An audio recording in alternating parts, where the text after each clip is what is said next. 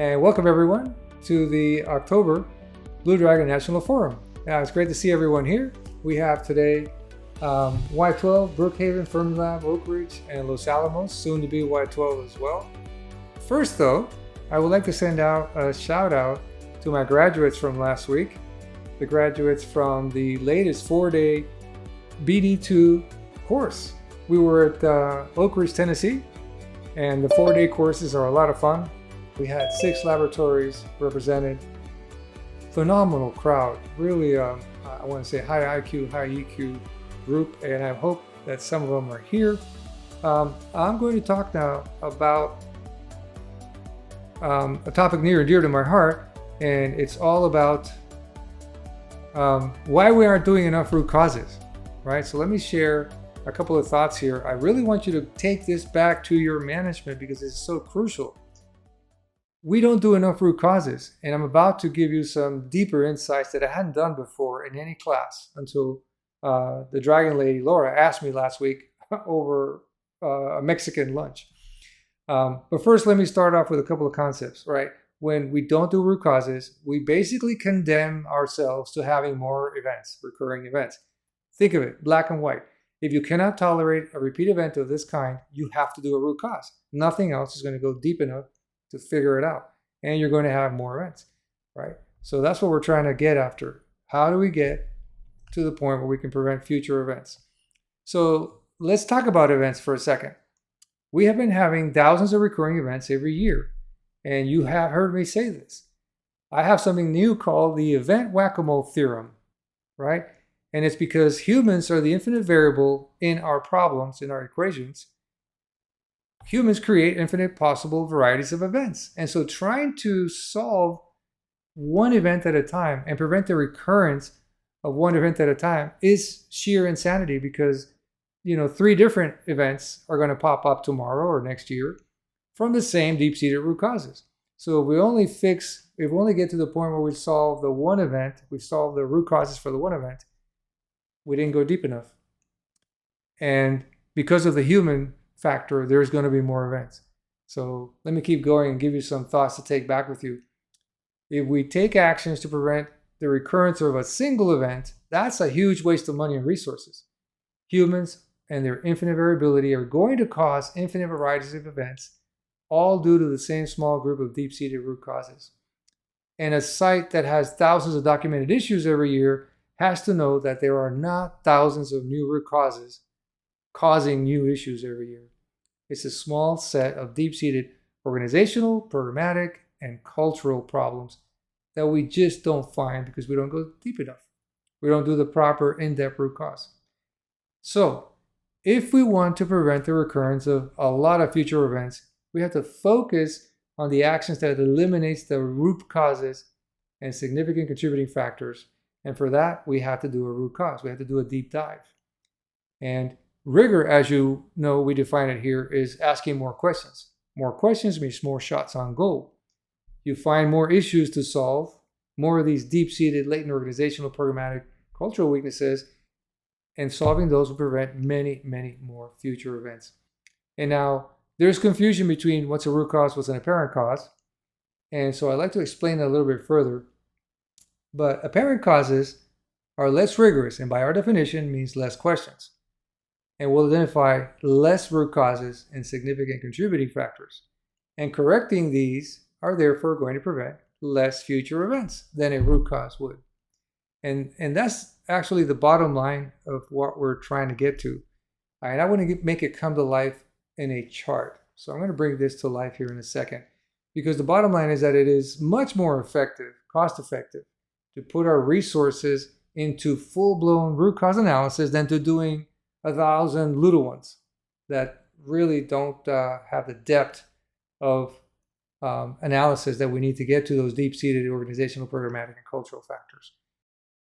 Let me bring up one of the charts that you're accustomed to seeing. This is the chart we were just talking about, the hydrofluoric acid chart, where somebody gets dosed with HF acid because they went to the wrong train, just like Laura said, right? We were supposed to do work on one valve. Operators tagged out the right valve. Mechanics went to the wrong valve, right? For many reasons. That was our final exercise of the workshop. And so let me give you a visual of what it means to do an apparent cause and what it means to do a root cause. So here we have what we generated were 21 questions. And as you hear me say, with a limited number of questions, you have limited shots on goal. You're going to do the investigation and take these questions as far as they will go. You're going to find some deep-seated root causes and some contributing factors along the way. So this is what the picture will look like. Now, apparent cause analysis doesn't mean that we stop halfway, like at the significant contributing factors.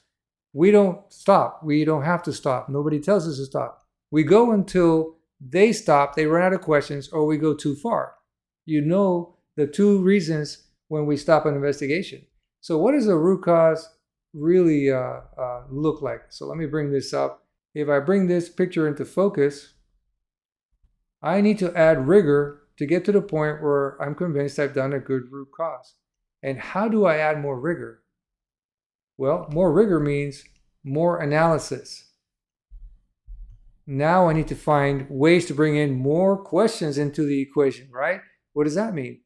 Let's go. Let's go find corrective action program databases. Let's do Pareto trend analysis of our corrective action program or any other related programs and databases. Do we have key performance indicators for this area? Control charts. Maybe there's a Lean Six Sigma effort out there with some information. If it's equipment, do we have a fault tree? Can we generate a fault tree? The fault tree will point out the equipment faults, and then we turn those into questions. We can do surveys, right? We can do the error likely situation survey and get intelligence on what error likely situations were driven by the work environment. So this is what a root cause will look like. We generate more questions and we identify more deep-seated causes. So now we have this family of issues that we identify because we generated more questions, took more shots on goal, and found more of that deep-seated pool of issues that is not as big as you think. There's not a huge thousands of root causes out there, right? There's some small deep-seated organizational, programmatic, and cultural issues. So that's what the difference is. So the difference between apparent cause and root cause is expanding your number of questions, finding more root causes, contributing factors, and killing those, addressing those. And I have just some made-up numbers for you, but I want to give you this this sort of a visual so you have some sense. Okay, if you have a site with 2,000, 3,000, 5,000 issues per year and do a good root cause, right? A good root cause finds a number of really great issues, and you might resolve by killing those root causes, contributing factors, and the extent of those root causes. You might have 500 less events in the future. And if you just do an apparent cause with much less questions, identify less issues, you might prevent 100 future events. So that's the difference. You're still going to prevent the one event that kicked it off. That one event, you're going to get it, right? That one event, you're going to solve it. But by doing the Blue Dragons properly, you're going to tap into that pool of deep-seated issues, however many you can find with your level of effort, and you're going to address those, and they will prevent many future events. It's just that with the bigger level of effort, you find more deep-seated problems, you address more deep-seated problems and their extent of the root causes, and they will prevent many, many more future events. So that's the concept I wanted to get across, right? And the other piece of it is human variability. We have this great line of defenses, right? We have thousands of requirements. So the problem is that those deep-seated issues are there, and what changes, what the main variable is, the infinite variable is the human behavior in the equation. So today, the humans are behaving properly, nicely, the defenses work. Tomorrow, the humans don't behave the same way, they're distracted, there's something going on, and the defenses did not work because the human bypassed it. And we have an event, hopefully minor, right? And so if we go fixing that one event that is only attributed to those behaviors on that particular day, point in time, again, that's insanity. We can't go about trying to fix all those individual events given the state of mind of the people involved. in these events. So that's not where you win the game. You win the game of getting past those human errors, past those individual events, going as deep as you can, as far as you can with the time allotted. And management will decide how much time they give you to do a proper analysis. You need to convince them that it's worth their money. The return on investment is huge. If they can allow you to do a proper root cause with sufficient depth, identify and knock out as many of those deep-seated issues as you can find and their extent of the causes, and you will be preventing hundreds and hundreds of future events. You will close gaps in performance, strengthen defenses. And now that I've said all this, imagine if we could do this proactively when we're having trends of low-level events. And from a risk perspective, you identify these as a potential risk, a potential threat, and you use this same formula, but instead of timelines, you would have performance data points to compare against your defenses. Look for the deltas, identify the symptoms, generate your questions, take them to phase 2, bring in the experts, go as deep as you can. You're going to find issues, you're going to strengthen the defenses. Again, proactively shoring up your defenses and preventing future events from happening. Many, many more than usual. All right. So with that, I wanted to open it back up for questions and see how all of this resonates with you, because this is what we're trying to prevent. We're trying to get away from solving one event at a time. The event whack-a-mole game is a dumb game to play. You will not fix much of anything if you try to solve your problems one at a time. Yeah, this concept about apparent causes being like we don't go deep enough. No, Blue Dragon will always go deep enough, but it's how wide we go. Whether 10 questions, 20 questions, 50 questions. And the more questions, the more shots on goal, the more you're going to find, the more you're going to fix, and the more future problems you will eliminate. That's the way you want to play this game. This is why this is so powerful. This really changes a lot of paradigms and changes the concept of what it is to do root cause. So this will make its way to the course after the holidays. October was our last course. We had our last cohort. We had our last live one. Next ones are in February. Yeah, Rob, I like the way you put that together on your diagram. The way you show how you had 2 root causes versus 6. So that's really neat. I like the work that you've done on that. But I appreciate you taking the time to show it to me and everybody else in the class last week. It was, like you said, it's a paradigm shift for me in my thinking, because I had always thought that an ACE just did not go as deep or wide as an RCA. So it's nice to know that it does still go as deep, but it just doesn't go as wide.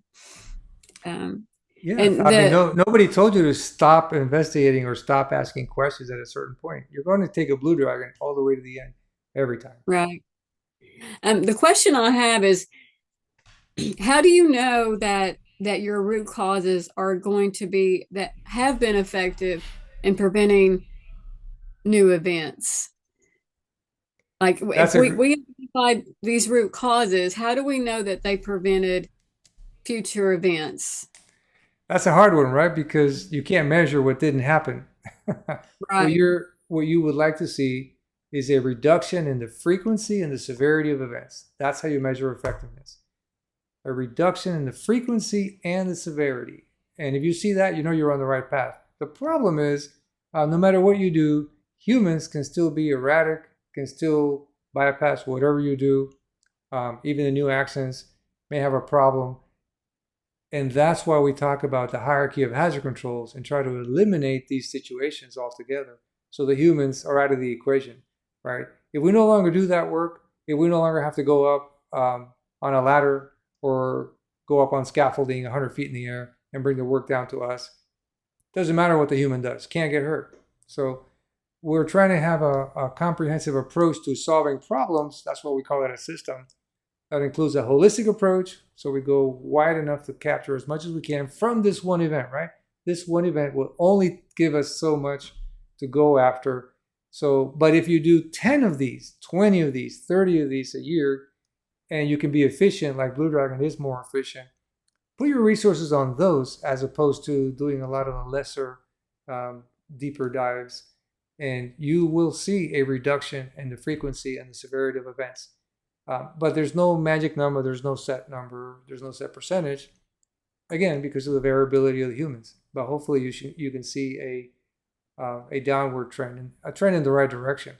The fact that we don't have a downward trend and you just see the constant 2,000-3,000 a year tells me that we're just not doing this well enough. And that's why I say we're not doing enough root causes. Yeah, Mike, shoot. So you mentioned you're going to an ASQ meeting to talk about Blue Dragon. So just curious, like, at a high level, how you anticipate integrating Blue Dragon into Lean Six Sigma and the DMAIC process for improvement.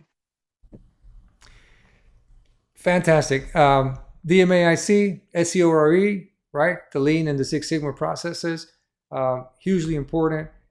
They are primarily used in manufacturing, right? So we have process improvements to go ahead and improve whatever it is that this plant is working on.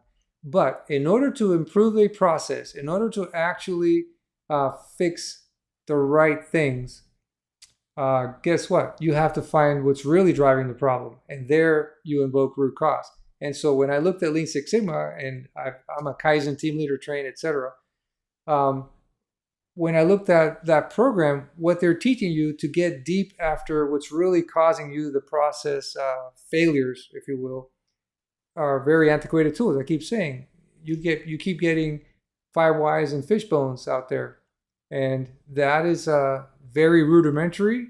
And you might be lucky; it might work, it might help, but until you do a deep dive to truly understand that the holistic approach that is needed is much broader than you can get out of a fishbone and a 5 why. You need to understand the human behavioral factors along the programmatic, equipment interface factors, just everything that we do that you're not doing in Lean Six Sigma. And then you really figure out this is why the process is not generating the desired output.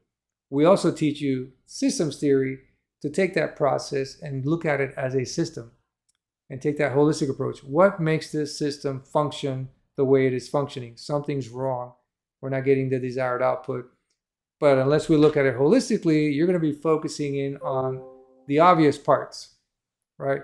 The obvious things. And even when the process, if it's a manufacturing process, even a piece of machinery is not working well, humans design the machinery, humans operate it, they test it, they maintain it. You have to look at all those piece parts as well, the human interface. So there's lots more to it, and I just think Lean Six Sigma can use a shot in the arm with that tiny little aspect of what to do, because I love what Lean Six Sigma does, but when it comes to root cause, they're really weak. I agree. I'm looking forward to integrating some Blue Dragon, probably like race level, into some process improvement projects. Where do you work, Mike? What's your area there?